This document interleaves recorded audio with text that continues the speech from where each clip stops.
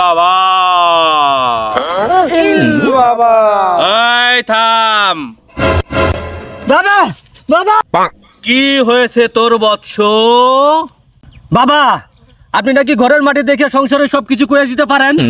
ঠিক শুনেছিস বৎস। বাবা তাহলে আমার এই মাটিটা দেখে আমার সংসারে একটু সব খবর করে দেন তো। দে তোর মাটি, বলে দি তোর সংসারের সব খবর।